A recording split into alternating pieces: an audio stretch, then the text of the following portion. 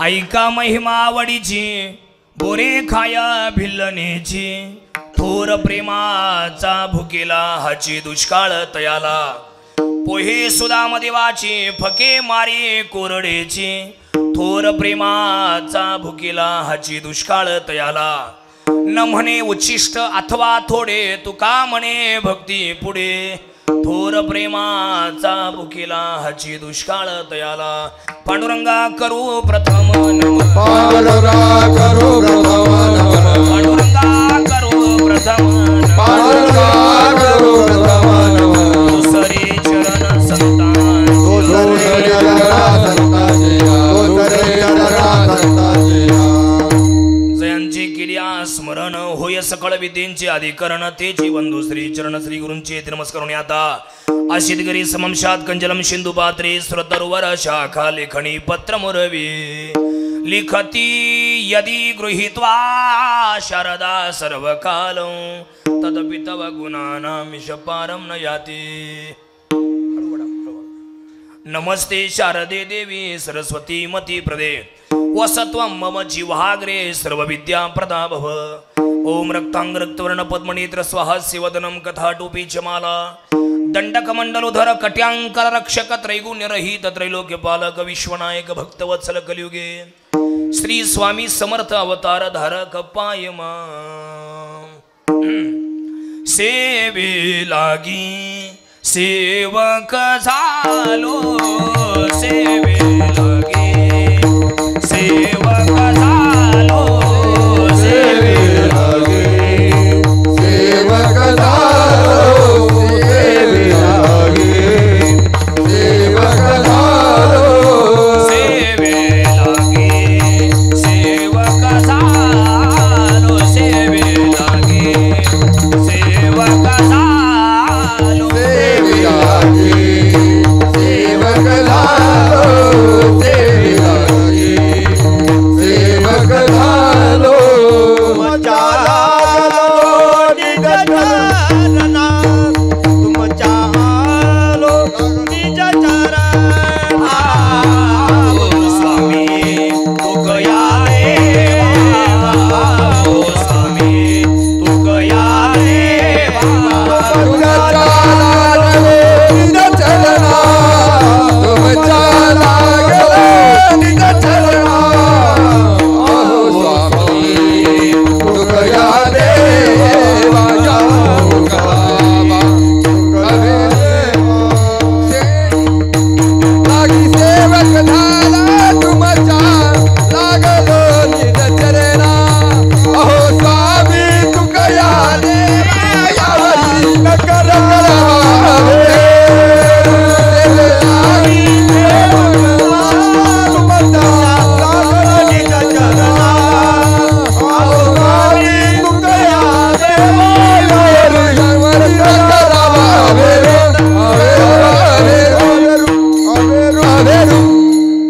ऐका महिमा आवडीची बोरे खाया भिल्लनेची थोर प्रेमाचा भुकेला हाची दुष्काळ तयाला प्रस्तुत कीर्तन रूपी सभेसाठी निवडलेला अभंग महान भगवत भक्त संत सम्राट विश्ववंदी महाराष्ट्र भूषण जगद्गुरु श्री संत तुकाराम महाराज यांचा महत्वाचा उत्कृष्ट देवाच्या आवडीचा महिमा सांगणारा देवाला काय आवडतं याचं मार्गदर्शन करणारा 4 चरणाचा अभंग कीर्तन सभेसाठी निवडला विठ्ठल विठ्ठल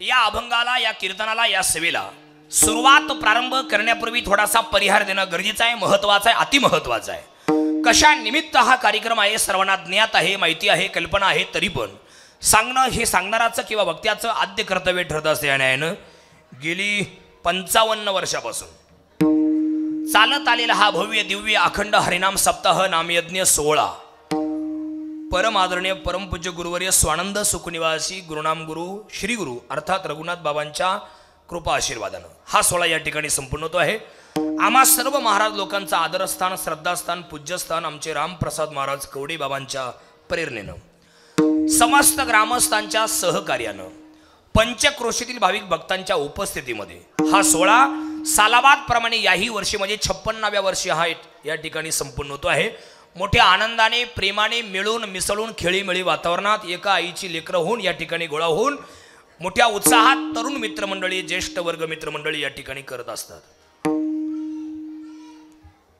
सोबदारांनी माझ्या मनातलं ओळखलं बा, मी काही बोललो असतो तर मला शिवाय दिल्या असत. बरं झालं, ही रघुनाथ बाबांचीच कृपा. ऐका, भव्य दिव्य स्वरूपाचा हा उत्सव या ठिकाणी संपन्न होतो आहे.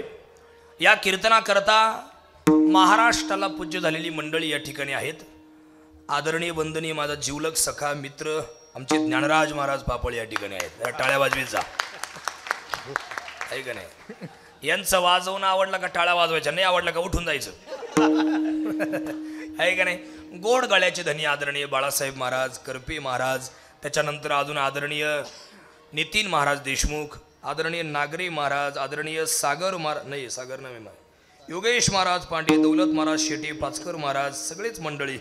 काहींची नावं असून नाही येते, त्या सगळ्यांना धनुर्वाद जे आहेत त्यांना धन्यवाद आहे का नाही? गोड गळ्याचे आहेत.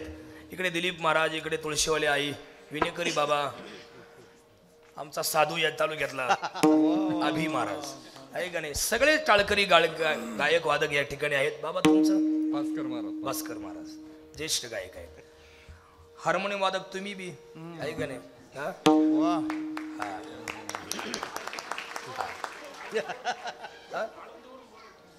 खास बापरे, वा वा, धन्यवाद.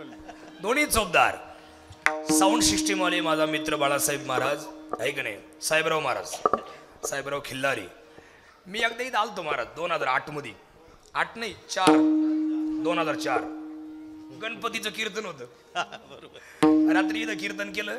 सप्ताह नव्हता, सप्त होता का? हा काहीतरी होतं, गणपतीचं कीर्तन होतं. सकाळी डोंगरावर आम्ही इकडे कुठे आहे ना महादेव, हा इकडं, हा त्या डोंगरावर दिवसभर तिथं पोकार पाऊस, श्रावण महिना आहे का नाही? भाद्रपद. अतिशय सुंदर वातावरण या ठिकाणी आहे. तुम्ही सगळ्या चांगल्या आहात, तुम्ही सगळी चांगली माणसं आहेत. पुरुषांपेक्षा महिलांची वर्ग जास्त आहे. पुरुषांचा 9:15ला गर्दी होईल. प्रसादे सर्व दुःखाना आहे का नाही? देवाच्या प्रसादे करारे भोजन आहे का नाही? त्यासाठी आता ते बिचारे इकडे तिकडे उभे असतील. सगळ्यांना धन्यवाद देतो. आपल्या पिंपळगावचं नाव उभ्या महाराष्ट्रभर नेणारे आमचे आदरणीय वंदनीय रवींद्र महाराज या ठिकाणी आहेत.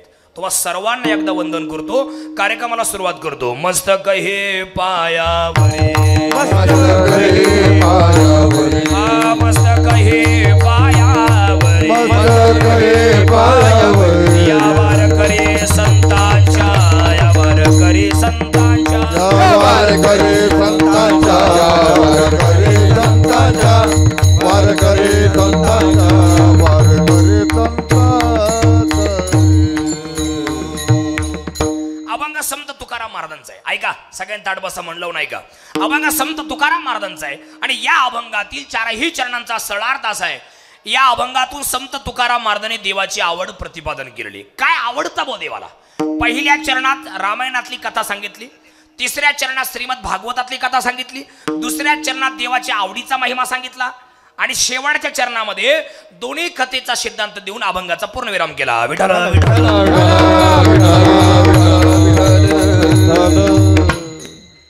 बाबा वडीचा जोरात ऐका. या अभंगाच्या सुरुवातीला प्रश्न असा आहे, 3 प्रश्न असे आहेत. संतांची आवड वेगळी आहे, देवाची आवड वेगळी आहे आणि जीवाची म्हणजे माणसांची आवड वेगळी आहे. जीवाची जी आवड ती माणसांची, आपलं देवाची नाही. देवाची जी आवड ती संतांची नाही. जीवाला काय आवडते? माणसांना ल्यावे खावे बरे असावे सदैव आहे का नाही? ल्यावे खावे बरे अभि असावे सदैव, ल्यावे खावे बरे असावे सदैव आहे का नाही? आमचा बोळावारकरी म्हणून चष्टमस्करी चालू आहे. ऐका, 2 घास मिरची भाकर खवायना पण सुखाची असावी ही जीवाची म्हणजे माणसाची आवड. घालायला बऱ्यापैकी कपडे असावे ही जीवाची म्हणजे माणसाची आवड. राहायला बऱ्यापैकी चिपटाचं कवयना, सपराचं कवयना, पत्र्याचं कवयना घर असावं ही जीवाची म्हणजे माणसाची आवड आहे. याच्यापेक्षा चौथी आवड नाही. असली तर मोबाईल आणि 5वा चार्जर. दुसरं काय लागतं लोकांना? आता जरी एखाद्या पोरीचा, बाईचा, माणसाचा मोबाईल चार्जिंग नसेल ना तर टेन्शन मध्ये असतील. बस उगा चालू कीर्तनाला इंस्टाग्राम तरी 5 बसतात स्टोऱ्या आहे का नाही? हे बघा, ही जीवाची आवड आहे. याच्यापेक्षा जीवाची आवड नाही. आता संतांची काय आवड आहे? विचारा तुम्ही संतांना. काय आवडतं तुम्हाला? काय आवडे हे रूप गोजी रे सगुण, आवडे हे रूप सगुण बरोबर आहे.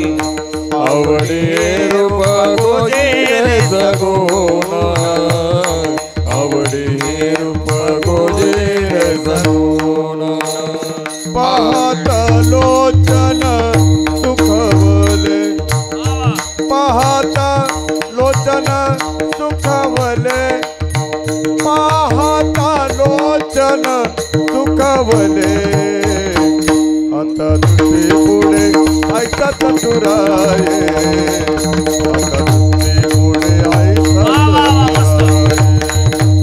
आता तुझे पुढे ऐसा चतुराये आता तुझे पुढे ऐसा चतुराये माझ्या दिलीची आवडी पंढरपुराने नगुडी पांडुरंगी मन रंगले गोविंदाचे मन वेडिले माझ्या दिलीची आवडी पंढरपुराने नगुडी पांडुरंगी मन रंगले गोविंदाचे मन काय विचारा तुम्हा संतांना विचारा तुम्हाला काय आवडते माझ्या जीवीची आवडी संतांना विचारा माझ्या जीवीची आवडी पंढरपुराने नगुडी पांडुरंगी मना रंगले पांडुरंगी ही संतांची आवड आहे किंवा अति जलद गतीनं अधोगतीला जाणाऱ्या जीवाचं कसं होईल म्हणून रात्रंदिवस रडत राहणे आणि त्यांना मार्ग सन्मार्ग दाखवणे ही संतांची आवड आहे विठ्ठल विठ्ठल आता देवाची काय आवड आहे आजच्या अभंगात सगळे ऐकून ठेवा आजच्या अभंगात जीवाची आवड पाहिजे नाही संतांची आवड पाहिजे नाही मग आजच्या अभंगात देवाची आवड देवाला काय आवडतं बा नामाचा उच्चार रात्रंदिवस नामाचा उच्चार रात्रंदिवस नामाचा उच्चार रात्रंदिवस नामाचा उच्चार आवडे देवाची तो एक प्रकार नामाचा उच्चार रात्रंदिवस नामाचा उच्चार रात्रंदिवस आवडे देवाची एका प्रकार नामाचा उच्चार रात्रंदिवस नामाचा उच्चार रात्रंदिवस रात्रंदिवस देवाचं भजन करणारी माणसं देवाला आवडतात गळ्यात तुळशीची माळ घालणारी माणसं देवाला आवडतात माळी काढणारी नाही आवडत बरं का रवी महाराज काय नाही कोरोनाच्या काळात माळी काढल्या आणि ढवळे गुलाबजाम चालू केले ते रावसाहेब बाबा बरं का ढवळे गुलाबजाम माहिती का ताई तुम्हाला ढवळे गुलाबजाम माहिती आहे माहिती आहे आईला आहे का नाही ढवळे गुलाबजाम आहे का नाही एक एक एक वाक्य तुम्हाला सांगतो माळ घालायचीच नाही आणि घातल्यानंतर परत काढायची नाही तुम्ही 17 वेळेस माळी घालाल 17 वेळेस काढाल तुम्हाला काही होणार नाही पण ती माळ तुम्हाला ज्यांनी घातली होती ते सगळं पाप तुमचं त्यांना भोगावं लागतं शिष्य केले पाप गुरुने भोगावे बायकोनं जर पाप केलं तर नवऱ्याला भोगावं लागतं आहे का ज्ञानराज भाऊ अजून लई टाइम आपल्याला आहे का नाही बायकोनं पाप केलं तर नवऱ्याला भोगावं लागतं गावाने पाप केलं तर सरपंचाला भोगावं लागतं आहे का सरपंच इकडं आहे का नाही इडले सरपंच आमच्या इकडचे आणि तिकडे गेले की इकडचे दुसरी कुठं आणायची आहे का ना गावाने पाप केलं तर सरपंचाला भोगावं लागतं बायकोनं पाप केलं तर नवऱ्याला भोगावं लागतं शिष्याने पाप केलं तर गुरुला भोगावं लागतं शिष्य केले पाप गुरुने भोगावे आहे का नाही हा म्हणून माळ घालायचीच नाही आणि घातल्यानंतर परत काढायची नाही माळ घालणारी माणसं देवाला आवडतात कपाळाला गंध लावणारी माणसं देवाला आवडतात अतिप्रिय आवड आहे तुळशी बुका कपाळाला जे लावतात ते माणसं देवाला आवडतात अजून कोण आवडतं देवाला वैष्णव लोकांविषयी पारमार्थिक लोकांविषयी ज्यांच्या मनामध्ये प्रेम आहे आपुलकी आहे जिव्हाळा आहे ती माणसं देवाला आवडतात याच्यापेक्षा देवाला दुसरं कोणीच आवडत नाही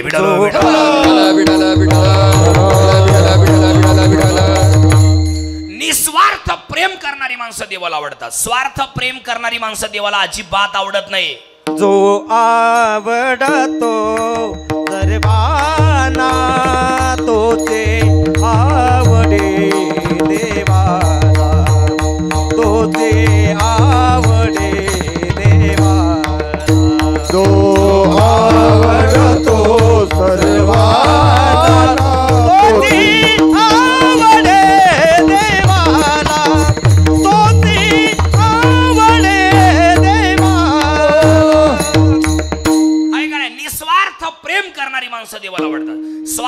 प्रेम करणारी माणसं देवाला अजिबात आवडत नाही. नीट ऐका बारके नाही का, इकडे बा सगळे बोलू नका. भगवान कृष्णाला 16,108 बायका होत्या. किती होत्या? नीट ऐका, मी तुम्हाला प्रश्न विचारणार आहे, एवढ्या माणसामध्ये अपमान करायचं नाही. ऐका इकडे बा, मागची बडबड ऐका. निस्वार्थ प्रेम करणारी माणसं देवाला आवडतात, स्वार्थ प्रेम करणारी माणसं देवाला अजिबात आवडत नाही.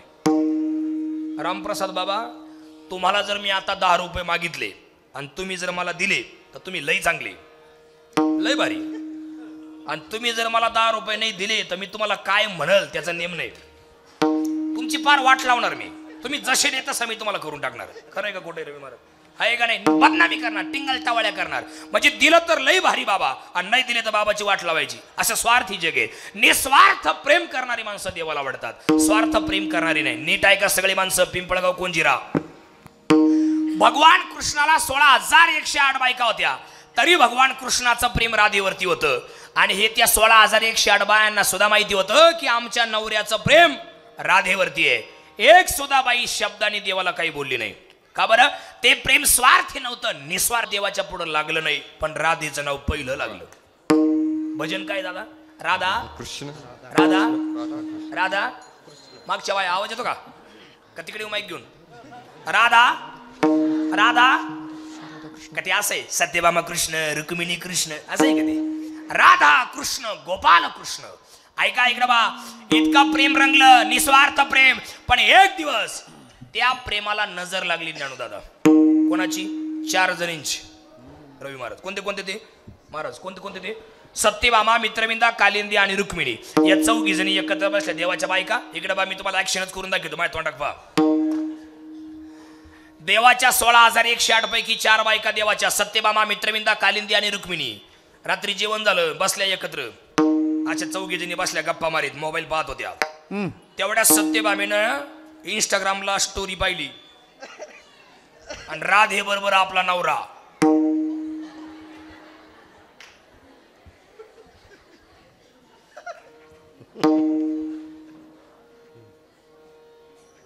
सत्यभामा म्हणली रुक्मिणीला, का हो ताई, हल्ली आपला नवरा, जगाचा बाप, विश्वाचा नायक, सृष्टीचा निर्माता भगवान कृष्ण आपला नवरा हल्ली आपल्याकडे पाहतच नाही.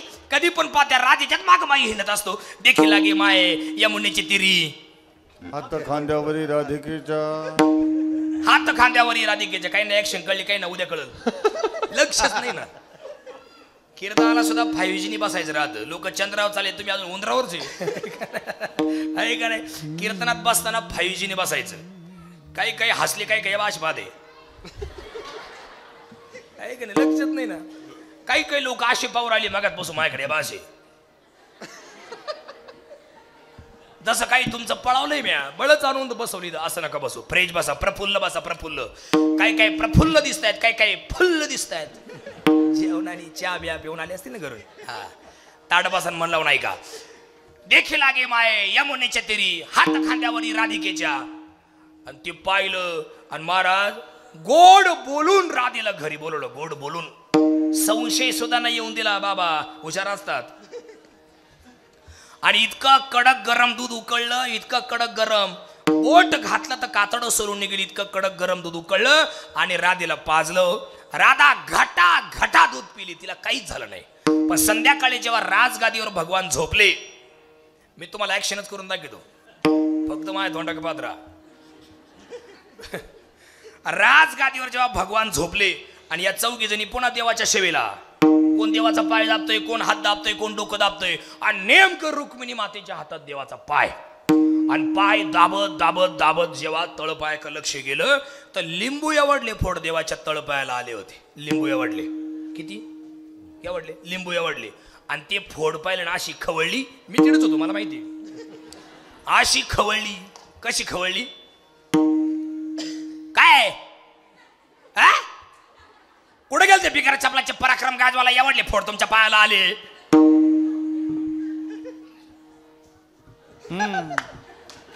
आजी येईल का? आलेली. पुढे आली आली आली. इथेच बसले का? हा इथंच.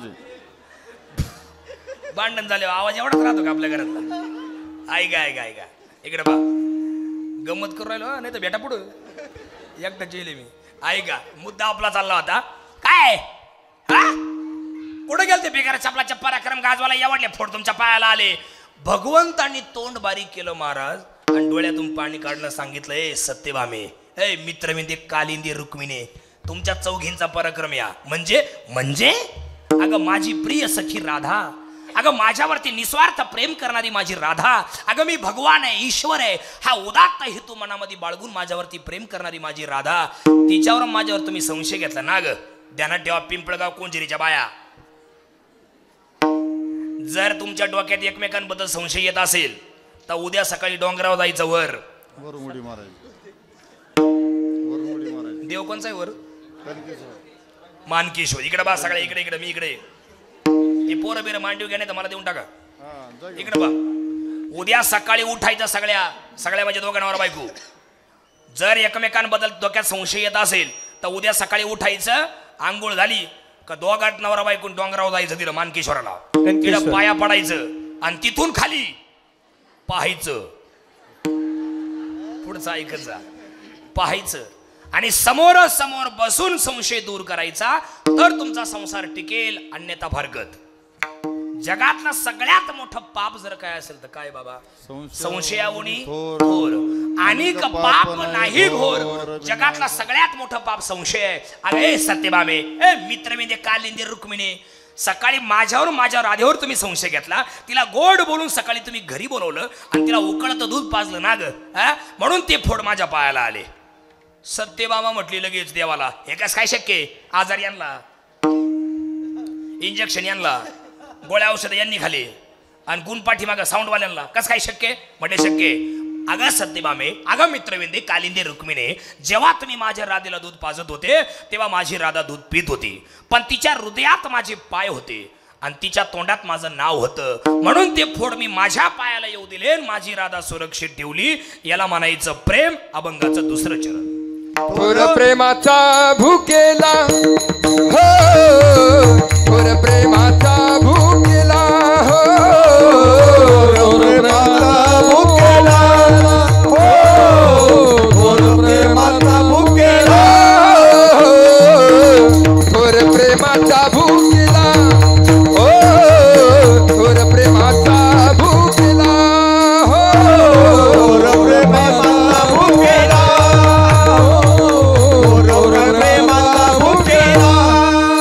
हाची दुष्काळ तयाला, हाची दुष्काळ तयाला, हाची दुष्काळ तयाला हो, थोर प्रेमाचा भुकेला हो, थोर प्रेमाचा भुकेला, हाची दुष्काळ तयाला हो, हाची दुष्काळ तयाला, हाची दुष्काळ तयाला हो, थोर प्रेमाचा भुकेला, थोर प्रेमाचा भुकेला, थोर प्रेमाचा भुकेला, हाची दुष्काळ तयाला, हाची दुष्काळ तयाला, हाची दुष्काळ तयाला, थोर प्रेमाचा भुकेला, हाची दुष्काळ तयाला, हाची दुष्काळ तयाला, हाची दुष्काळ तयाला, दुष्काळ तयाला, दुष्काळ तयाला. देव याच प्रेमाचा भुकेलेला आहे. देवाला दुसरं काहीच लागत नाही. तुमचा वडापावची गरज नाही, तुमच्या नैवेद्याची गरज नाही, तुमच्या पैशाची गरज नाही, तुमच्या अगरबत्तीची देवाला गरज नाही. पत्रम पुष्पम फलम तोयम, बस संपला विषय. फक्त श्रद्धा महत्वाची आहे. काही न लगे एक भावची कारण, काही न लगे एक भावची कारण, तुका म्हण्यान विश्वासी हो, करिता भर भरी दुरावसी दुरी हो, करिता भर भरी दुरावसी दुरी, काही न लगे एक भावची कारण, काही न लगे एक भावची कारण,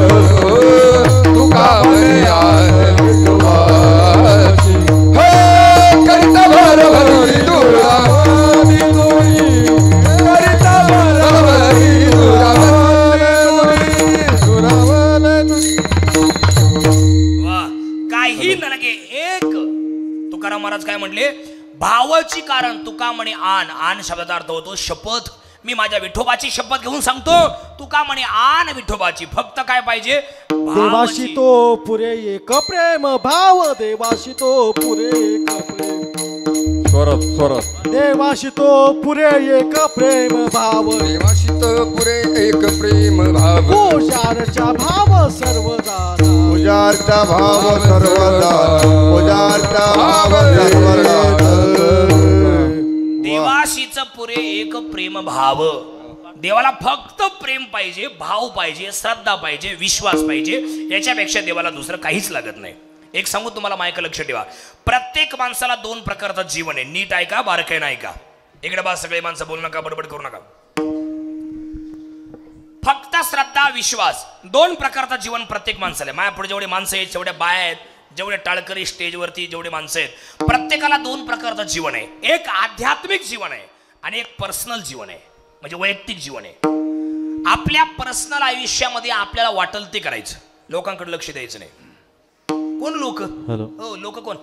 इकडे बा, सगळे माझ्याकडे बा. लोक कोण? लोकांकडे लक्ष द्यायचं नाही. लोक काहीही बोलो, लोक कोणालाच नीट बोलत नाही. जो आमदार पडलाय त्यालाही नाव ठेवते, जो आलाय त्यालाही नाव ठेवतात लोक. लोक कोणाला चांगलं म्हणतात? देवाला. आजही छत्रपती शिवाजी महाराजांबद्दल बोलणारी लोक आहेत. लोकांबद्दल कोण लोक? आजही तुकाराम महाराजांबद्दल बोलणारी लोक आहेत. लोक काय म्हणतील इकडे अजिबात लक्ष द्यायचं नाही. लोक कोण?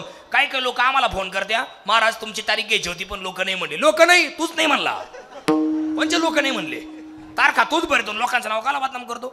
आहे का नाही? लोक काय म्हणतील इकडे अजिबात लक्ष द्यायचं नाही. एक वाक्य तुम्हाला सांगतो, तुम्हाला लय आवडल, तुम्ही लिहाल किंवा लक्षात ठेवाल. ज्याला आपण आवडतो ना, बरं का, पिंपळगाव कोंजिरा, ज्याला आपण आवडतो ना त्याच्या मनात आपण असतो, आणि ज्याला आपण आवडतच नाही त्याच्या डोक्यात आपण असतो.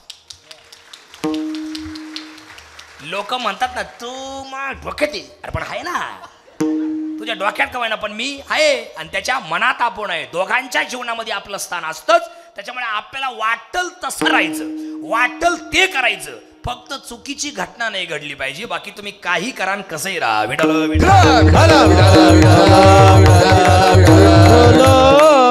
ऐका नाही, एक वाक्य तुम्हाला सांगतो, ऐका. एक वाक्य किती गोड आहे बा. मुद्दा आपला हा चालला होता पर्सनल आयुष्यामध्ये. कमी वयात आणि कमी काळात जर तुम्हाला खूप काही करायचं असेल, मायक लक्ष ठेवा, कमी वयात आणि कमी काळात जर तुम्हाला खूप काही करायचं असेल तर सतत पॉझिटिव्ह राहायचा. एक सेकंड पण निगेटिव्ह राहायचं नाही. आणि निगेटिव्ह लोकांचे तोंड सुद्धा पाहिजे नाही. काय पाहिजे यांचे तोंड? या निगेटिव्ह लोक, मला तर लय राग आहे निगेटिव्ह लोकांचा. आता इकडे बरेच पण कुठं भांडणाचं पाया करतात, कोणी नाही. हा, गंमत केली आपली, आहे का नाही? का बरं यांचे तोंड पाहिजे भाऊ? यांचे तोंड का पाहिजे? यांचे तोंड म्हणजे हसती नाही, रडती नाही, जाती नाही, नित्य बसेल. काही काही बा असे पाहते आमच्याकडे कीर्तनात, हाय का गेला ते कळा ना, आहे का नाही? आहे का नाही? हा, माणसाने हसत जाऊ. काही काय हसती नाही, रडती नाही, जाती नाही, काही ना. तुम्ही सकाळी राम राम करा 6 वाजता, आपण म्हणावं राम राम, त्याचं तोंड या बाज. त्याला सकाळी 9ला बेटा राम राम, संध्याकाळी 6ला बेटा राम राम, हसत का बाय हे किती. आणि आता मेला मग आहेत परत आम्ही 10व्याला प्रवचनाला. माणसाने हसत जाऊ. काही काही एवढे हसून राहिले तरी काही काही असे. आता हे केव्हा हसणारे, कुठे गेल्यावर हसणारे, आहे का नाही? माणसाने हसत जाऊ. काही काही मोकळे हसत आहे महाराज, पण काही काही तेव्हा अशी अशी चमक येऊन गेला. मग काय करायचं? हसत जाऊ. एक म्हातारं माया पुढे बसेल होतं कीर्तनात, बरं का, इकडे पहा ना, माझ्या पाहायचं नाही, वास करायचं. कसं? ए बा, इकडे बाबा, असं करायचं.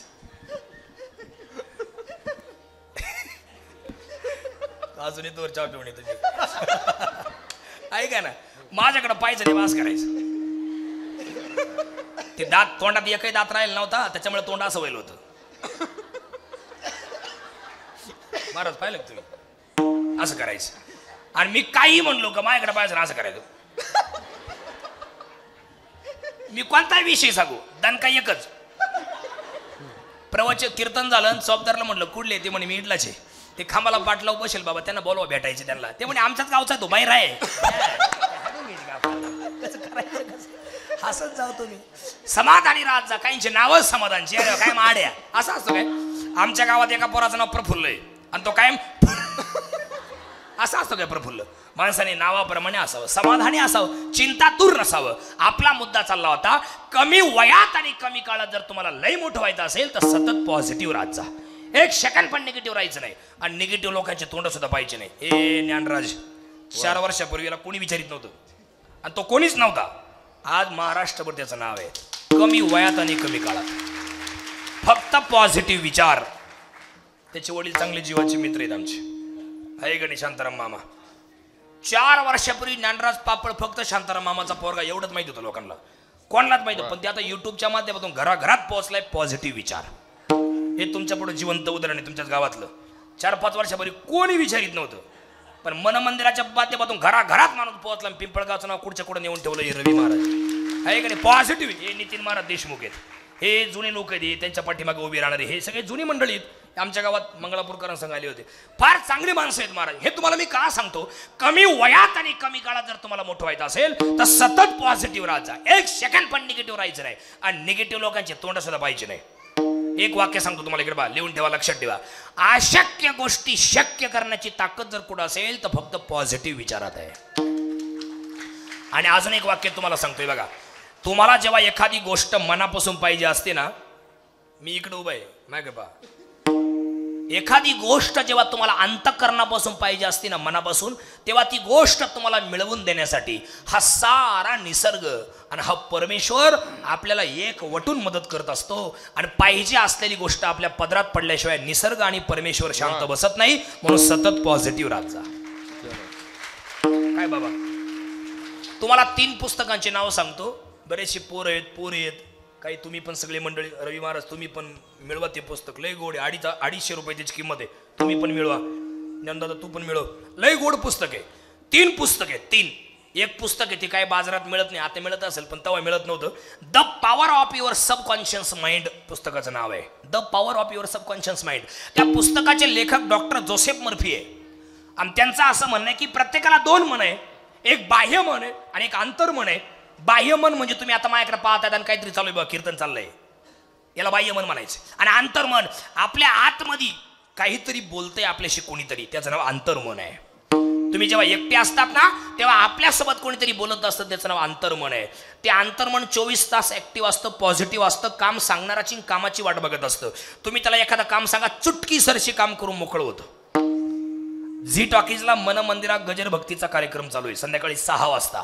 जागतिक लेवलचं स्टेज आहे, तिथे कोणाच्याच नंबर लागत नाही. VIP कीर्तनकारांची यादी आहे. तिथं मला कीर्तन करायचं होतं. तिथे एकदा ते बदगी बेलापूर गाव इथं कुठेतरी, तिथे एकदा इंदुरीकरांचा कार्यक्रम झाला. मी तो कार्यक्रम पाहिला, मला लयच हसू आलं, लयच आवडला मला तो कार्यक्रम. मी मनाच्या मनात म्हटलं, इथं जर आपला नंबर लागला तर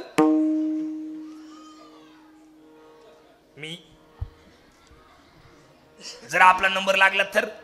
पण मी जीप चावली, कुठं आपली भेंडाळी, कुठं आपण कमान करून, कुठं त्याची टाके. तो कार्यक्रम जागतिक लेवलचा आहे. महाराष्ट्रातले लोक, आपल्या महाराष्ट्राच्या बाहेरचे लोक तो कार्यक्रम पाहतात. म्हणजे आपल्या महाराष्ट्रातले जे काही लोक आहेत उद्योगधंद्याच्या निमित्ताने बाहेरच्या देशात राज्यात राहतात, ते लोक आवर्जून आपल्या महाराष्ट्राचा स्वाभिमान म्हणून तो कार्यक्रम ते लोक पाहतात.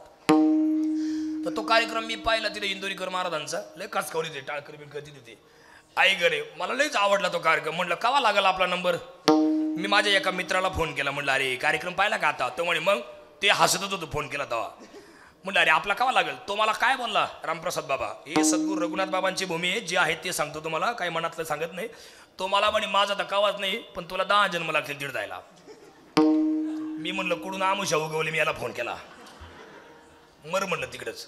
मी फोन बंद करून टाकला. ते पुस्तक मी वाचलं होतं, the power of your subconscious mind. त्या पुस्तकात असं आहे, जेव्हा तुम्हाला एखादी गोष्ट पाहिजे असेल तेव्हा तुम्ही इकडे तिकडे कोणाला मागायची नाही, देवाला सुद्धा नाही मागायची, आपल्या अंतर्मनाला सांगायचं. आपलं अंतर्मन कधीच आपल्याला धोका दे. आपली बायको आपल्याला फसवील महाराज, आपला नवरा फसवील आपल्याला, आपला बाप आपल्याला फसवील, आपली आई फसवील, पण आपलं अंतर्मन कधीच आपल्याशी धोका देत नाही. आपल्या मनाला, हे जुनी म्हातारी येडी होती का पुढं बसली माझ्या पुढं, हे लोक यांना पोरीचं लग्न करायचं असो किंवा वीर खांदायचं असो, घर बांधायचं असो, हे 100 लोकांना विचारायचे महाराज. आणि निर्णय घेताना स्वतःच्या मनाने घ्यायचे. म्हणून त्यांची मन प्रसिद्ध आहे, ऐकावे जनाचे करावे मनाचे. मी माझ्या मनाला प्रश्न विचारला, इथं आपला नंबर लागेल का? उत्तर आलं लागेल. दुसरा प्रश्न विचारला कधी लागेल? लवकरच लागेल. 2.5 महिन्यामध्ये गेले. भगीरथ महाराज काळे आहेत माझे मित्र, ते तुमचे पण मित्र आहेत. त्यांचं शूटिंग तिथं झालं रवी महाराज. तेव्हा तुमच्या दोनच्या शूटिंग झालं तेव्हा त्यांचं कीर्तन झालं. तर तिथं झालं. त्यांना म्हटलं आपला लावा नंबर. मी पॉझिटिव्ह विचाराची ताकद सांगतो, टाइमपास नाही माझा मुद्दा इथं. त्यांना फोन केला, म्हटलं आपला लावा नंबर. आणि ते तिथंच बसले होते तेव्हा. शूटिंग नेमकं संपलं होतं. ते व्हॉट्सअपला फोटो आलते आणि मी त्यांना व्हिडिओ पाठवला माझा आणि त्यांनी लगेच त्या हेमंत सरांना दाखवला. त्यांचा 3 महिन्यानंतर मला फोन आला. दिवाळीचा काळ होता, दिवाळी संपली होती नेमकीच. आणि फोन आला दुपारी 4 वाजता. कमान कर तुम्हीच का? म्हटलं हा. कुठं असता? म्हटलं भेंडाळी तालुका निफाड. सिन्नरपासून कितला? म्हटलं 22 किलोमीटर. ठीक आहे. तुम्हाला खटोड प्रतिष्ठान माहिती का? म्हटलं नाही बा. ते म्हणजे नावावरून तर काही अंदाज बिंदाज आला असेल ना. ते लय माणूस चॅप्टर आहे, अगोदर लय कुठच्या कुठं काढून घेतो आहे का नाही. म्हटलं ते बीडला आहे बा ते खटोड प्रतिष्ठान. तिने झिटाकी चालत. ते म्हणे तिथूनच बोलतो हेमंत पांचाळ. तुमचा नंबर आमच्या मन मंदिरा कार्यक्रमात लागलाय, तुम्हाला यायला जमेल का?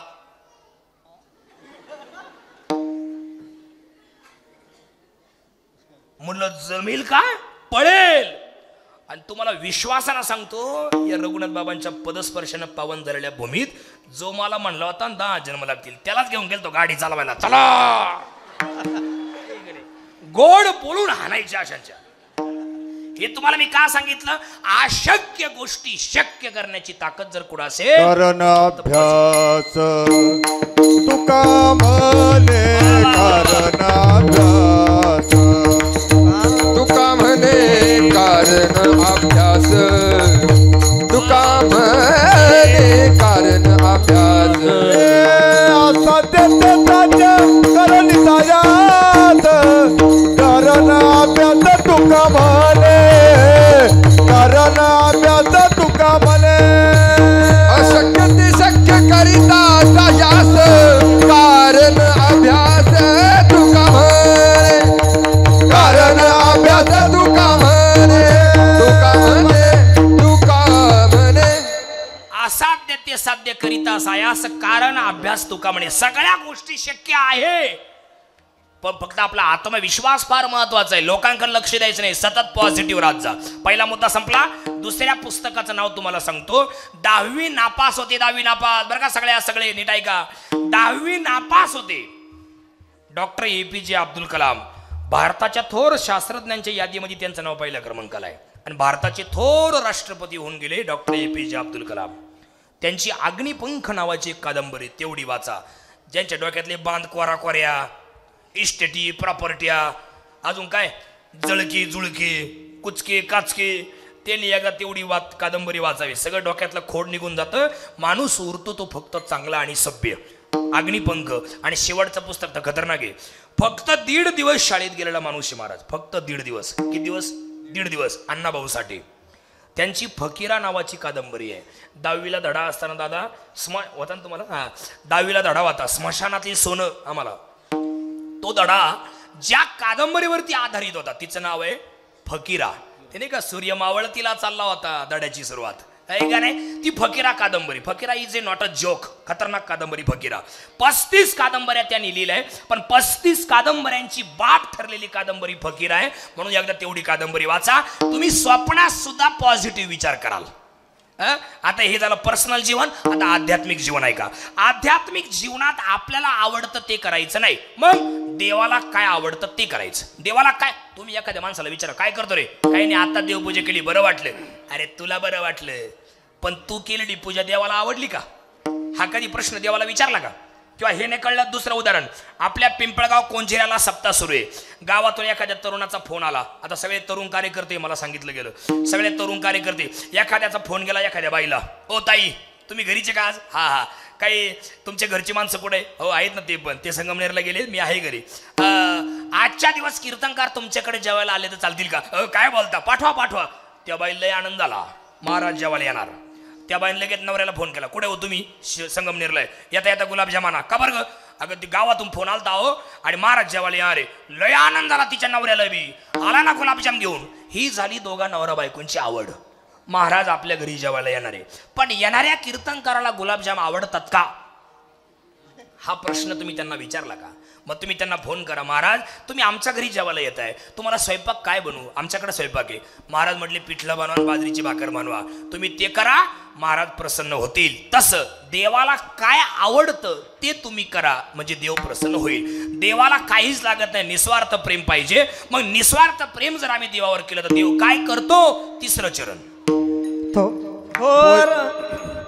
पोये सुदामा देवाचे, पोये सुदामा देवाचे, टाळ्या वाजवायच्या पोये म्हणा. सुदामा देवाचे, पोये सुदामा देवाचे. देवाची पोहे सुदाम देवाची, पोहे सुदाम देवाची,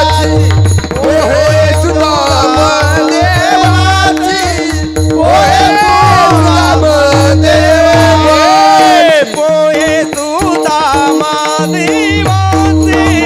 पोहे सुदामा देवाचे, पोहे सुदामा देवाचे, पोहे सुदामा देवाचे, पोहे सुदामा सुदाम देवाचे. देवाची पोहे सुदाम देवाची, पोहे सुदाम देवाची, पोहे सुदाम देवाची, पोहे सुदाम देवाची.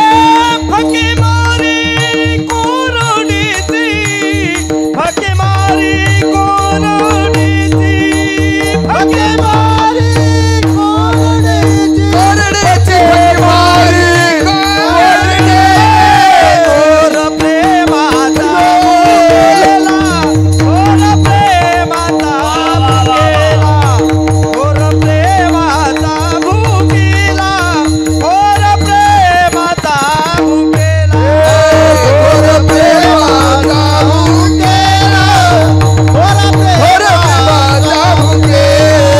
कोर कोर प्रेमाचा भुकेला, कोर प्रेमाचा भुकेला, कोर प्रेमाचा भुकेला.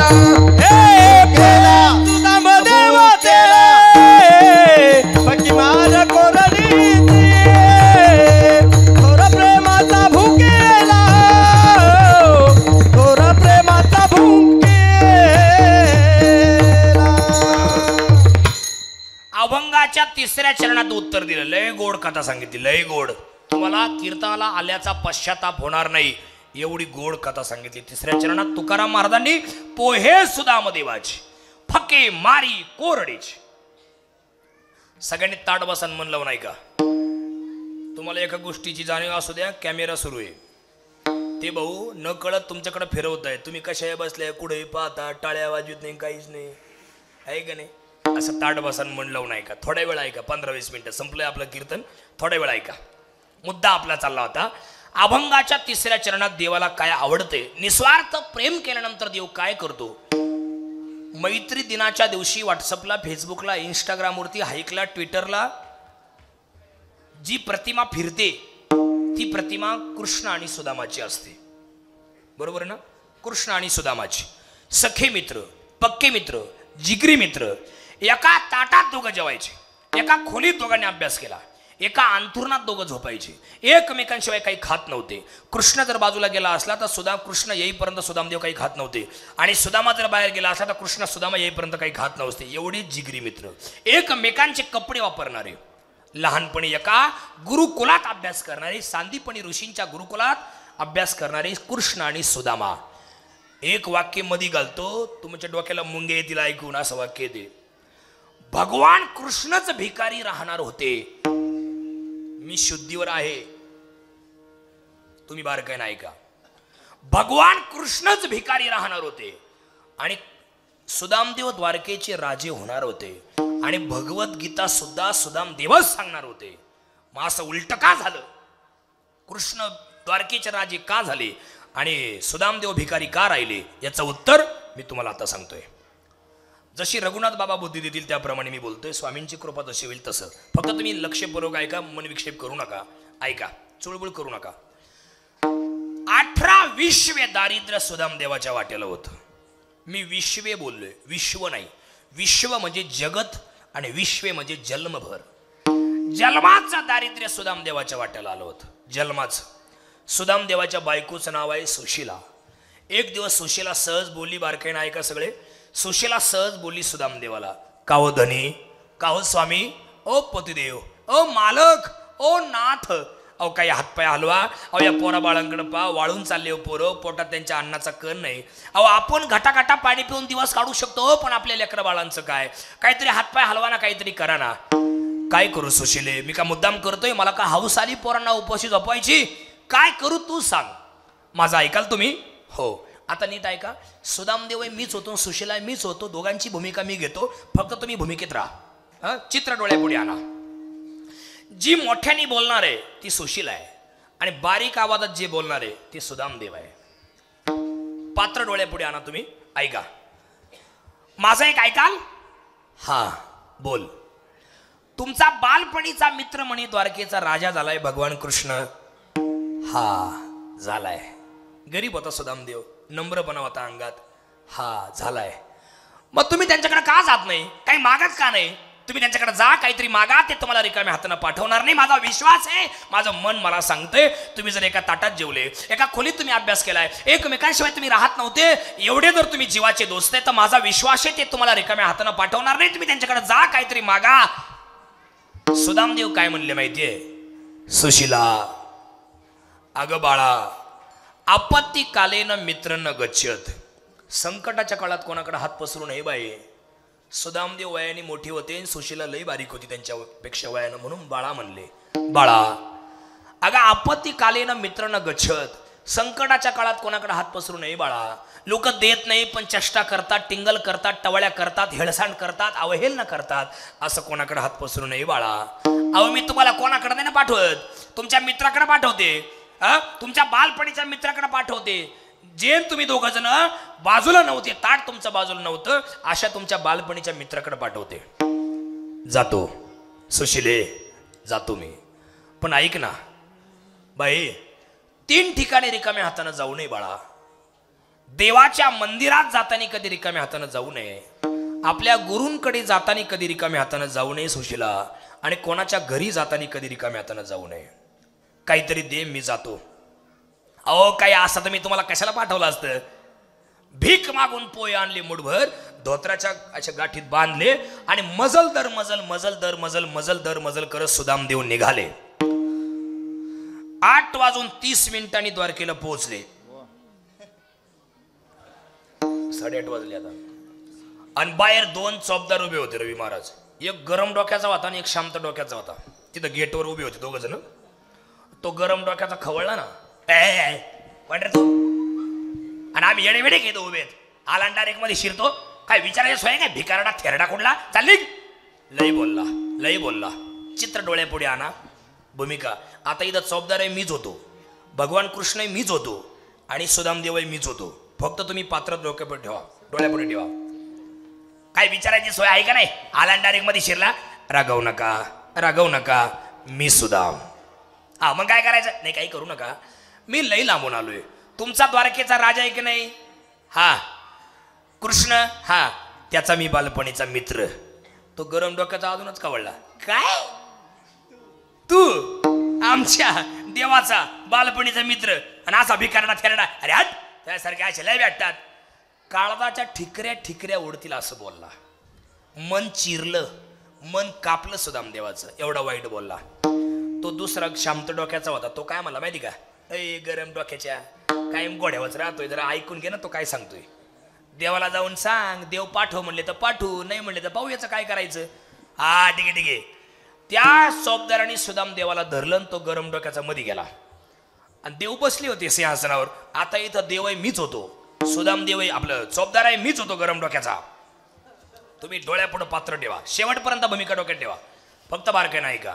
देव अष्टनायिकेसह बसले होते. अष्टनायिका म्हणजे देवाच्या बायका अशा समोर बसल्या होत्या. सुदामदेव आपलं भगवान कृष्ण सिंहासनावर होते आणि हा गरम डोक्याचा आला. हात तिडे घोड्यावरच देवा पुढं. देवा, हा बाहेर एक भिकारी आलाय. बरं मग तो तुम्हाला भेटायचं म्हणतोय. भगवान म्हटले का रे इकडे, माझ्या भक्तांना मला भेटण्यासाठी माझे दरवाजे कधीपासून बंद झाले, पाठव त्याला. काय पाठव देवा, भिकारडा आहे थेरडा आहे. आणि काहीच्या काही टापा मारतोय, खोटं बोलतोय. मला म्हणतो तुमच्या देवाचा मी बालपणीचा मित्र आहे. देव म्हटले काय? माझा बालपणीचा मित्र आणि भिकारी, काय नाव काय त्याचं? ना सर पे है पगड़ी ना दम पे है जामा, बता दो कन्हैया को नाम है सुदामा, बता दो एक बार मोहल से जाकर तो कह दो, एक बार मोहल से जाकर तो कह दो, मिलने से बदनसीब आ गया है, मिलने से बदनसीब आ गया है. अरे द्वार पालो कन्हैया से कह दो, अरे द्वार पालो कन्हैया से कह दो, इधर पे सुदामा गरीब आ गया है, इधर पे सुदामा आ गया है. असा मग त्या चौबदाराने सांगायला सुरुवात केली. असा उंच आहे, नीट ऐका बरं का आता बारकेनं, असा उंच आहे, कमरेत वाकलेला आहे, पाय लटलट कापतायत, हात थरथर कापतायत, मान डुगडुगू हलतीये, तोंडात दात नाही, गुडघ्याच्या वर धोतर आहे, तोंडाची खोबऱ्याची वाटी तयार झालेली आहे, रडून रडून चेहरा सुकलाय, आसरू सुकले, डोक्याला एक पण केस नाही, पण भली मोठी शेंडी आहे, यावरून ब्राह्मण दिसतोय. गुडघ्याच्या वर धोतर आहे, हातात भली मोठी काठी आहे, एका हातात जर्मलचं ताट आहे, गळ्यात फुटका लोटा टांगलेला आहे, आणि सुदामा ताडकन भगवंताने उडी मारली, पळतच निघाले. माता सुदाम, माता सुदाम, माता सुदाम. भगवान छाती बडवतच निघाले. माता सुदाम कुठे, माता सुदाम कुठे, माता सुदाम. बाहेर पळत आले गेटवरती. त्या चौबदाराने धरलं होतं, त्या चौबदाराला असं लोटून दिलं, कडून मिठी मारली. इतका रडला जगाचा बाप पिंपळगाव कोंजिरा, इतका रडला, इतका रडला, डोळ्यातून पडणाऱ्या पाण्यानं सुदाम देवाची पाठ ओली चिंब झाली. महाराज इतका रडला देव. एक वाक्य मध्ये घालतो, सगळी माणसं नीट ऐका. संपूर्ण जग जेव्हा रडतं तेव्हा त्या जगाचे आसरू पुसणे हे भगवंताचं काम आहे. रामप्रसाद महाराज, संपूर्ण जग जेव्हा रडतं ना ताई, तेव्हा त्या जगाचे आसरू पुसणे हे भगवंताचं कार्य आहे. पण त्या भगवंताला ही रडवण्याची ताकद निस्वार्थ प्रेमात आहे. विठ्ठल विठ्ठल.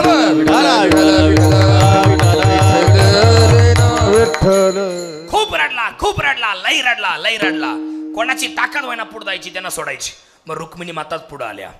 का हो, बारीक आवाजात, का हो इथंच उभे राहणार आहे का? त्यांना आतमध्ये घेणार नाही का? हा, रथ सज्ज केला, रथात बसवले दोघं, कृष्ण एका बाजूला आणि सुदामदेव एका बाजूला. वाजत गाजत मिरवणूक आतमध्ये आणली रथ. आणि मग मात्र ज्ञानूदादा, जगाच्या बापानं, विश्वाच्या नायकानं, सृष्टीच्या निर्मात्यानं लक्ष्मीला आज्ञा केली, म्हणजे रुक्मिणीला. रुक्मिणी म्हणजेच लक्ष्मी बरं का, आणि लक्ष्मी म्हणजेच रुक्मिणी. लक्ष्मीला आज्ञा केली, लक्ष्मी बर का, हा माझा बालपणीचा मित्र आहे, लई चांगला, कधी कोणाला उभारला नाही बरं का, कधी कोणाला वाईट बोलला नाही बरं का, माझ्याशिवाय कधी जेवला नाही. एका ताटात आम्ही जेवलो, एका खोलीत आम्ही अभ्यास केला, एकमेकांचे कपडे आम्ही वापरले, एकमेकांशिवाय कधी आम्ही राहिलो नाही. लई माझा सुदाम चांगला, माझ्याशिवाय काही खात नव्हता रुक्मिणी बरं का लक्ष्मी. पण तुझी काय लीला विचित्र आहे ग. तू मला द्वारकेचा राजा बनवला आणि माझ्या सुदामाला आयुष्यभर भिकारी ठेवला. काय तुझी लीला आहे. पण मला असं वाटतं लक्ष्मी, लई दिवसानं माझा सुदामा बाल सखा मला भेटलाय, तुमच्या हातानं माझ्या सुदामाला आंघोळ घाला. आणि मग काय आले देवाजीच्या मना, तेथे कोणाचे चाले ना, देवाची आज्ञा कोणाला अमान्य. लागल्या ना कामाला सगळ्या देवाच्या बायका, कोण पाणी तापितय, कोण पाणी ओतितय, कोण उठणं लावतय. आणि नेमका रुक्मिणीचा हात सुदाम देवाच्या पाठीला लागला. पाठ चोळता चोळता अख्ख्या जन्माचा शिनभाग निघून गेला. आणि जेव्हा गप, आणि मग जुने वस्त्र काढून ठेवले, नवीन कपडे घातले, आणि मग गप्पा रंगल्या. कडा आता इतका दिवस, का बरं नाही आला इतका दिवस, आणि का रे तुझ्या बायकोनं म्हणजे माझ्या वहिनीनं मला काही दिलं की नाही खायला. सांगतो देवा, तू द्वारकेचा राजा झाला आणि मी असाच राहिला भिकारी दरिद्री. आणि मला असं वाटलं तू द्वारकेचा राजा झाला आणि माझं हे असं अवसान घेऊन तुझ्याकडे कसं यायचं. अरे काय बोलतो सुदामा, अरे मैत्रीमध्ये कोणी लहान मोठं असतं का रे बाळा. येत जा का रे, मला काही दिलं का नाही तुझ्या बायकोनं म्हणजे माझ्या वहिनीनं. आणि मग सुदाम देवाला त्या पोयांची आठवण झाली. ऐका बरं का नीट, इकडे बा सगळे, त्या पोयांची आठवण झाली. सुदामदेवाला लाजीरवाणं झालं. सुदामदेवाने काय केलं? सुदामदेव मनाच्या मनात विचार करू लागले. एकदा अशी नजर फिरवली.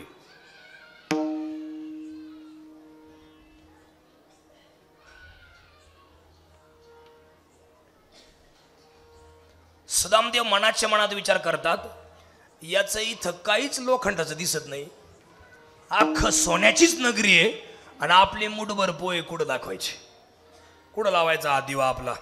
म्हणून सुदामदेव लाजले आणि ती मूठ मागं लपवायला गेले. नाही नाही नाही, काहीच नाही आणलं, काहीच नाही आणलं. खरं सांग बरं का, मला कळतं. न सांगता कळे अंतरीचे गुज. हा, न सांगता तुम्हाला कळू येते अंतर. खरं सांग, काय आणलं का नाही? नाही नाही नाही, काहीच नाही आणलं, काहीच नाही आणलं. भगवंतानी पाठीमागून हात घातला आणि ती असा हात ओढला सुदामाचा आणि ती घट्ट आवडलेली मूठ सोडली. उघडतच नव्हती. ताकद लावून ती मूठ उघडली. सुरगळलेले पोहे मूठभर. ते पोहे पाहिले आणि त्या पोह्यांमधला शुद्ध भाव पाहिला आणि मित्राचं निस्वार्थ प्रेम पाहिलं. इतका रडला जगाचा बाप आणि गपा गप गपने मारायला सुरुवात केली. पोहे सुदामदेवाची फके म्हणजे गपणे मारी कोरडेची. कधी न एखादा भिकारी कसा खातो, त्या भिकाऱ्यावाने भगवान खायला लागला. आणि त्या रात्रीची घटना आता ऐका. सगळ्यात ताट बसा एक मिनिट. त्या रात्रीची घटना तुम्हाला सांगतो. आता मी जसं बोलणार आहे तसं तसं चित्र तुम्ही डोळ्यापुढे आणा.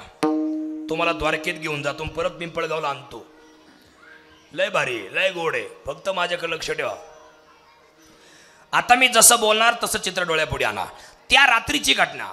अख्खी द्वारका नगरी शांत झोपी गेली होती. रातकिडे किर्र किर्र किर्र किर्र करीत होते. मधूनच एखादा पक्षी चिवचिव चिवचिव करायचा.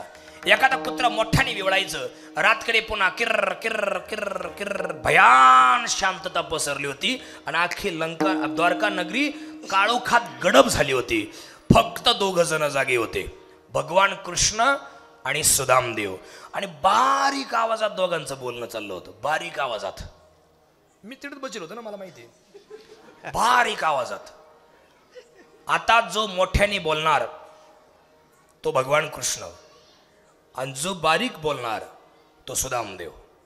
दोघांच्या भूमिका मी घेतो, फक्त तुम्ही चित्र डोळ्यापुढे ठेवा. बारीक आवाजात दोघांचं बोलणं चाललं होतं. सुदाम, हा देवा तुला आठवतं का रे? काय देवा? सांदीपणी ऋषींच्या आश्रमात आपण शिकायला होतो. हा, आणि एकदा रिमझिम पाऊस पडत होता. बरं, आणि गुरुमाईनं आपल्याला जंगलातून लाकडं आणायला पाठवलं होतं. बरोबर देवा, आठवतंय. आणि का रे सुदाम, तुझ्याकडं फुटाण्याचं किती मोठं गाठोडं दिलं होतं, केवढं मोठं. आणि भूक लागली का म्हणून दोघं खा म्हणून सांगितलं होतं. हा, आठवतं देवा. रात्रीची वेळ आहे ना, रात्रीची 2:30ची वेळ, रात्रीची मध्यरात्र उलटून गेली होती. बारीक आवाजात बोलणं चाललं होतं. आठवतो देवा. आणि का रे सुदामा, ते फुटाणे आपल्या दोघांना दिले होते आणि तू मला पुढं जाऊ दिलं आणि तू एकटाच मागं थांबला आणि एकटा फुटाणे खात होता. आणि मी तुला विचारलं, सुदामा रे दात का वाजतायत? तर मला काय म्हणला होता? थंडीनं दात कुडकुडतायत, थंडीनं दात वाजतायत. अरे सुदाम, त्या जंगलात आपण दोघच होतो. रिमझिम पाऊस पडत होता, खाली चिखल होता, पाणी होतं. मला तू पुढं जाऊ दिलं, तू एकटाच थांबला, फुटाणे खात होता. आणि फुटाणे खाता खाता तुझं लक्ष खाली नव्हतं, त्या फुटाण्याकडे तुझं लक्ष होतं. भुकेच्या सपाट्यात तू एक आपलं पोट्यावाने खात होता आणि त्या फुटाण्याकडे लक्ष असल्यामुळे खाली तुझ्या पायात काटा भरला, रुतला, तुझ्या पायात घुसला काटा. तू धाडकन खाली कोसळला, मोठ्याने किंचळला, कृष्णा धाव, कृष्णा धाव, कृष्णा धाव. पायात काटा भरला. मी पळत आलो, तुला लहान बाळासारखा उचलला, माझ्या मांडीवर घेतला, माझ्या पितांबरानं तुझा चिखलाने भरलेला पाय पुसला आणि माझ्या दातानं तुझ्या पायातला काटा उपसून काढला. एवढं माझं तुझ्यावरती प्रेम. आणि एकट्याने फुटाने का खाले? आणि मग सुदामदेव म्हटले, अरे तुला वाटतं का एकटा खाईल? अरे खाले ना, भूतकाळ सांगतोय, वर्तमान नाही. अरे पण का खाले? काही रिझन, काही कारण? आणि मग सुदामदेवाला धीर आला आणि सुदामदेव खवळला ना. मग ऐका नीट सगळे. सुदामदेव काय म्हणले? ऐक, अय देवा, तू असशील देव. मी तुला आत्तापर्यंत देव म्हणत होतो, पण तू जगासाठी देव आहे, माझ्यासाठी देव नाही. आत्ता या मिनिटाला ऐक, ते फुटाने एकट्याने का खाले मी? तुला का नाही दिले? ऐक आता. आणि तुम्ही पण सगळे ऐका आता. ऐक कृष्णा, ज्या जंगलात आपण लाकडं आणायला गेलतो का नाही, त्या जंगलाच्या बाहेर एक विधवा ब्राह्मणीन राहत होती. तिचा नवरा 5 वर्षापूर्वी मेला होता. तिला 2 पोरं होते. पोट भरायचं साधन नाही, भीक मागून आणायची, पोरांचं पोट भरायची, असा तिचा उदरनिर्वाह चालू होता. एक दिवस तिनं किती मोठं गाठोडं फुटाण्याचं मागून आणलं होतं. केवढं मोठं फुटाणे पोरांना खाऊ घातले, काही उद्याच्याला ठेवले. ते उरलेले फुटाणे गाठोड्यात बांधले, शिंक्याच्या मडक्याजवळ टांगून ठेवले, बांधून ठेवले आणि झोपली पोरांना पाणी पाजून कुशीत घेऊन. आणि झोपल्यानंतर मध्यरात्री चोर आले. दरवाजा तोडला कृष्णा, चोर आतमध्ये घुसले. आतमध्ये घुसले चोर. ब्राह्मणीन झोपली होती. एका चोराचं लक्ष वरती गेलं. सोन्याच्या मण्याचा आकार आणि फुटाण्याचा आकार सारखाच असतो. चोरांना वाटलं ही सोन्याची जुमणी. ओढलं गाठोडं, निघाले पळत. पण ते गाठोडं ओढल्यामुळे ते मडकळ खाली पडलं आणि फुटलं. आणि त्या आवाजानं ब्राह्मणीन जागी झाली कृष्णा. आणि चोरांच्या मागं धावली आणि काय म्हटली चोरांना, ए चोरांनो, घेऊन जा, लाज वाटली पाहिजे तुम्हाला. अरे मी विधवा आहे, माझा नवरा 5 वर्षापूर्वी मेलाय, पोट भरायचं साधन नाही, 2 पोरं आहे मला, भीक मागून आणते, पोरांचं पोट भरते आणि माझ्या पोरांचे फुटाणे तुम्ही घेऊन चालले. शाप आहे तुम्हाला माझा. जो कोणी हे फुटाणे खाईल तो आयुष्यभर भिकारी राहील. तुमच्या काही झालं का नाही इकडं कुठं? जो कोणी हे फुटाणे खाईल तो आयुष्यभर भिकारी राहील. कृष्णा, मला माहिती होतं. ऐक नाही, चोर पळून गेले, त्या रात्रीला मी जागाच होतो. ऐक नाही, तू माझ्याच मांडीवर डोकं ठेवून झोपला होता. चोर पळत होते, ब्राह्मणीने आरडत होती, घेऊन जा, घेऊन जा, माझ्या पोरांचे फुटाणे घेऊन चालेल. लाज वाटली पाहिजे तुम्हाला. शाप आहे तुम्हाला माझा. जो कोणी फुटाणे खाईल तो आयुष्यभर भिकारी राहील. हे शब्द चोरांनी ऐकले. चोर घाबरले कृष्णा. चोर पळून गेले, गाठोडं फेकून दिलं. सकाळी गुरुमाई उठली. झाडता झाडता तिला ते गाठोडं सापडलं. तिनं आतमध्ये आणून ठेवलं. आणि ज्या दिवशी आपल्याला लाकडं आणायला पाठवलं का नाही, त्या दिवशी तेच गाठोडं माझ्याकडे दिलं होतं. कृष्णा, दाद्या, अरे मला माहिती होतं तुला सुद्धा लई भूक लागली. मी तुझ्याशिवाय आजपर्यंत काहीच खाल्लं नव्हतं. कृष्णा दादा, पण मी तुला मुद्दाम त्या दिवशी पुढं जाऊ दिलं. मला माहिती होतं तुला सुद्धा लई भूक लागली आहे, पण मी तुला मुद्दाम पुढं जाऊन दिलं का? मला माहिती होतं या फुटाने मागं शाप आहे. मी विचार केला दादा. कृष्णा, अरे माझ्यासारखे हजारो भक्त भिकारी झाले तर चालतील, पण हजारांचा बाप भिकारी होता कामा नये.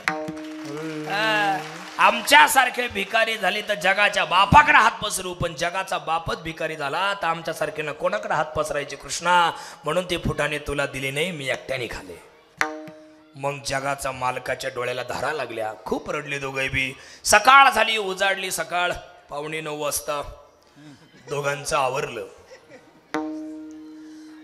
कारण VIP लोकांना भुका लागल्या होत्या, त्याच्यामुळे दोघांचं आवरलं. आणि निघायची वेळ आली. आणि मग लक्ष्मीनं आरतीचं ताट केलं. ओवाळता ओवाळता टिळा लावायला गेली. बाबा टिळा लावायला गेली. कळलं का तुम्हाला आता द्वारकेचे राजे कृष्ण का झाले? नाही तर कोण होणार होते, पण कोण झाले, का झाले, कसे झाले कळलं ना तुम्हाला?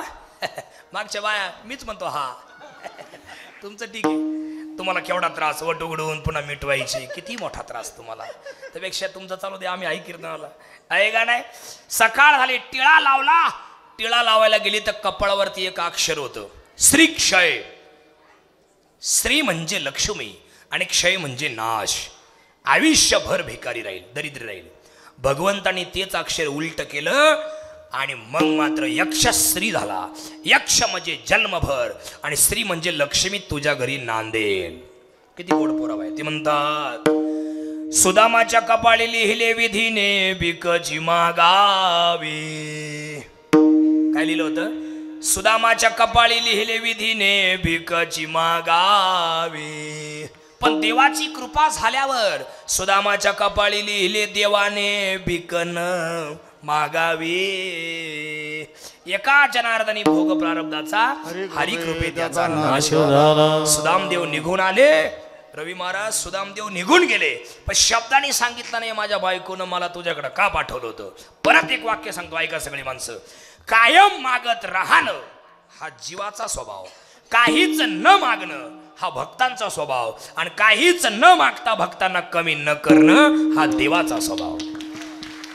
सुदामदेव निघून आले आणि येऊन पाहतात काय सुदामा ब्राह्मण दुःखे दरिद्री पिडला मुष्टी पोळी घेऊन या त्याचे भेटी लागी गेला शुद्ध भाव देखून या गाव सोन्याचा दिला गा विठोबाचा धर्म जागो त्याची चरणी लक्ष लागो अख्खी नगरी सोन्याची करून दिली फक्त निस्वार्थ प्रेम आणि शुद्ध भाव विठ्ठल विठ्ठल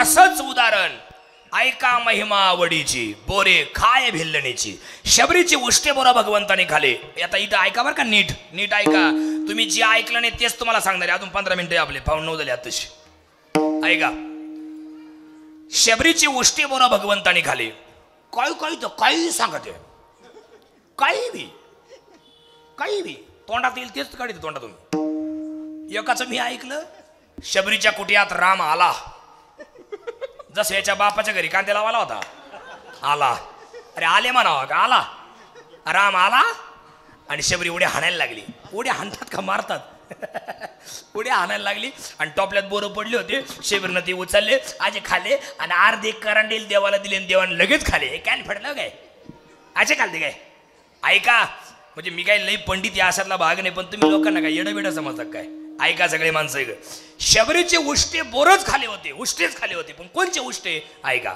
ज्या दिवशी तिचे गुरुजी मातंग ऋषी पटकन सांगतो तुम्ही पण ऐका नीट ऐका सगळे ज्या दिवशी शबरीचे गुरुजी मातंग ऋषी हे जग सोडणार होते त्या दिवशी तिच्या कुटियात आले आणि सांगितलं शबरे बाई 8:49 झाले मला 9ला जायचंय पण ऐक आजपर्यंत म्हणजे ज्या दिवशी तुझं लग्न जमणं बाळा शबरे त्या दिवसापासून तू माझ्या आश्रमात राहते तुझ्या लग्नासाठी 42 बोकडांचा बळी देण्यात येणार होता त्या बोकडांचा बळी वाचावा म्हणून तू घर सोडलं आणि त्या दिवसापासून माझ्या आश्रमात राहते त्याच्यानंतर आजपर्यंत तू माझी जशी सेवा केली ना बाळा अशी सेवा माझ्या पश्चात कर मी गेल्यानंतर कर माझ्या शब्दावर विश्वास ठेव तुझ्या मनात भाव ठेव जगाचा बाप वाट वाकडी करून तुझ्या कुटियात तुला दर्शन द्यायला येईल आणि एवढं बोलले मातंग ऋषी वारले इकडे माझ्याकडे बा थोडं राहिलं 2 मिनिटं आपलं उदाहरण मातंग ऋषी वारले आणि शबरीनं आश्रम सोडला रानावनात शबरी हिंडायची रानावनात ते डोक्यावर परिणाम झालेले माणसं कशी हिंडत एकटी रस्त्याने तशी शबरी हिंडायची जंगलात आणि झाडांना मिठे मारायची आणि झाडांशी बोलायची कोई कहियो रे प्रभु आवन की मन बावन की आवन की मन बावन के कोई कहियो रे प्रभु आवन के हे झाडांनो हे फळांनो हे फुलांनो सांगा ना माझा देव पाहिला का आणि त्या काळात जर तिला भूक लागली शबरीला ती काय करायची एवढले दगड घ्यायची भूक लागल्यावर एवढले दगड आणि नेम धरून त्या बोरीच्या झाडाला दगड हाणायची आणि दगड मारला 10-12 बोरं खाली पडले का ते उचलायची खायची गोड आपला आंबट लागलं का फेकून द्यायची तुरट लागलं का फेकून द्यायची आणि गोड बोर लागलं का ते बोर सगट खायची आणि त्या गोड बोरीच्या बिया कमरेला खोसून ठेवायची अशा अनेक गोड बोरीच्या बिया शबरीकडे साचल्या होत्या मग त्या बियांचं काय करायची 4 महिन्याचा उन्हाळा संपत आला आणि पावसाळा जवळ आला का झोपडीच्या आजभोवतीला खड्डे खोदायची आणि त्या गोड बोरीच्या बिया त्या खड्ड्यात टाकायची मग 4 महिने तापलेली जमीन आसुसलेल्या बिया आणि वरून पावसाचा मारा भरभर त्या बिया वाढायच्या अशा अनेक गोड बोरीची झाडं शबरीच्या झोपडीच्या आजूभोवतीला झाले होते आणि ज्या दिवशी भगवान कुटियात आले त्या दिवशी त्या बोरीचे बोरं पाडून दिले होते असे करांडून नव्हते दिले आणि भगवंताने लगेच खाले कारण थोर प्रेमाचा भुकेला थोर प्रेमाचा भुकेला थोर प्रेमाचा भुकेला प्रेमाचा भुकेला हाची दुष्काळ तयाला हाची दुष्काळ तयाला दुष्काळ तयाला हात दुष्काळ तयाला हात दुष्काळ तयाला हात दुष्काळ तयाला ऐका नाही देव फक्त निस्वार्थ प्रेम पाहतो स्वार्थ प्रेम देवाला चालत नाही पण निस्वार्थी भक्ती सर्वांनी करा एवढं बोलतो आणि थांबतो आज आपल्या या नामसप्ताहाचं 56 वर्ष आजचा हा दिवस 3रा 3 गोष्टी माझ्या घरी घेऊन जा आज थोडं राहिलं माझ्या 3 गोष्टी ऐका. 7 ते 9ला चांगली गोष्ट आहे, पण विक्षेपही तेवढाच राहतो आहे ना.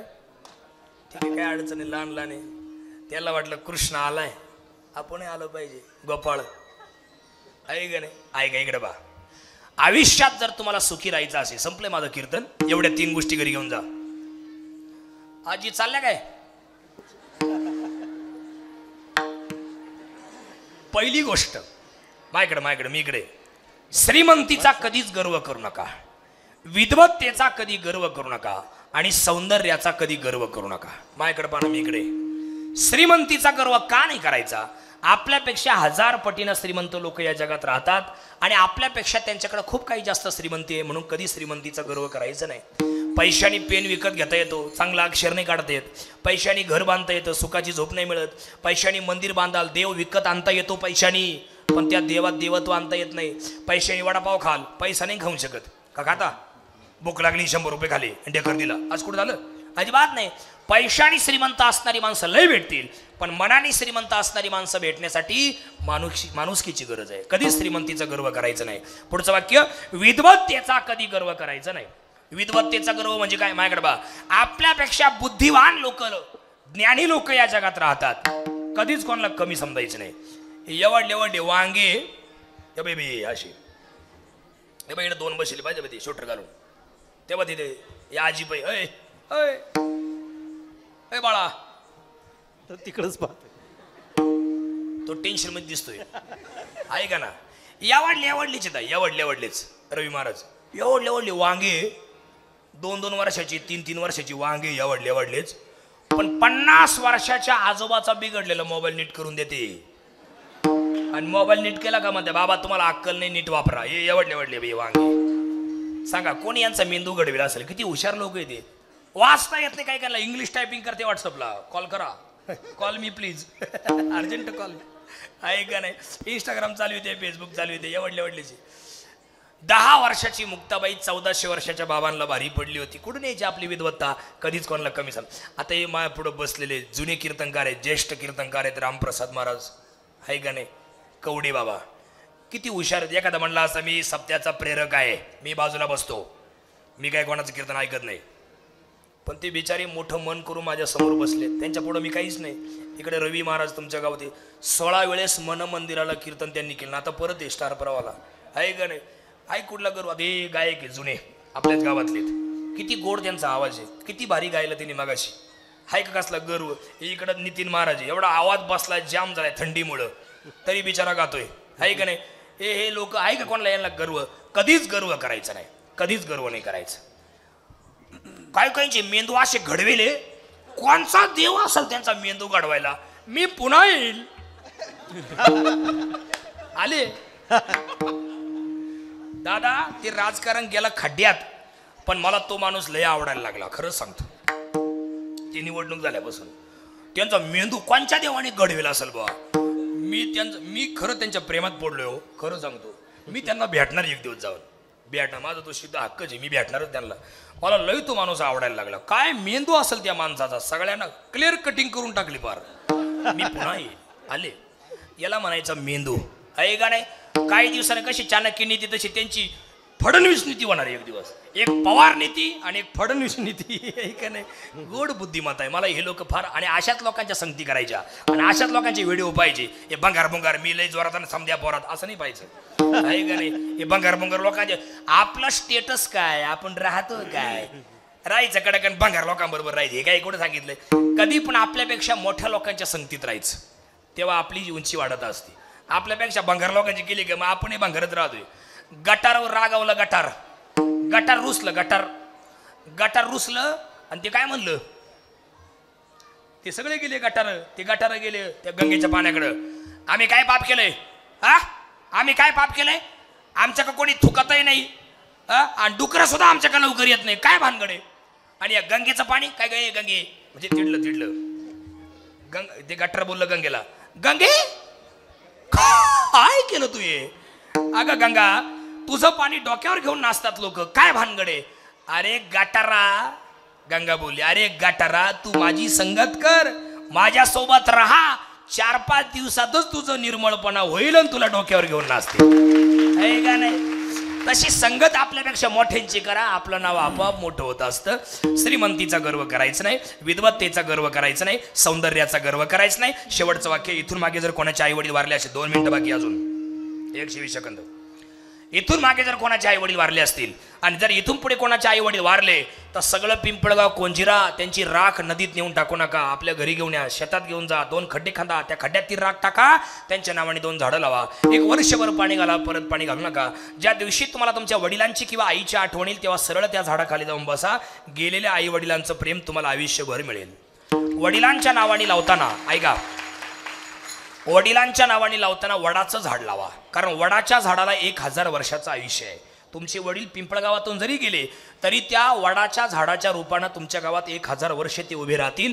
आणि जेव्हा कधी उन्हाळा कडक तापेल तेव्हा लोक त्या झाडाखाली येऊन बसतील, तेव्हा म्हणतील बापरे त्या बिचाऱ्याच्या नावाने लावलेले हे झाड आहे, त्याला सद्गती मिळो. वेळोवेळी त्यांची आठवण होत जाईल. आणि आईच्या नावानं आंब्याचं लावा. का बरं? आंब्याचं झाड असं आहे, या बाया जर कधी माहेरला गेल्या तर रिकाम्या हाताने त्यांची आई त्यांना पाठवित नाही, काही पण पिशवीत भरून देते. तसं ते आंब्याचं झाड त्या झाडाची फळं तुम्हाला देईल, तुमचं पोट भरील. जशी तुमची आई तुम्हाला कुशीत घ्यायची तसं ते झाड तुम्हाला सांगेल बाळा लय ऊन झाले माझ्या सावलीत बस. आणि मेल्यानंतर सुद्धा झाडाच्या रूपानं ते तुमच्या सोबत राहतील आणि आयुष्यभर प्रेमाची सावली देत राहतील. हा संदेश तुम्हाला चांगला वाटला एकमेकांना सांगा. 9 वाजले. विठोबा रखुमाई विठोबा रखुमाई विठोबा रखुमाई. सर्वांनी टाळ्या वाजवानी म्हणा. विठोबा रखुमाई विठोबा रखुमाई विठोबा रखुमाई विठोबा रखुमाई विठोबा रखुमाई विठोबा रखुमाई विठोबा रखुमाई विठोबा रखुमाई ज्ञानेश्वर माऊली राज बाबली माऊली ज्ञानेश्वर माऊली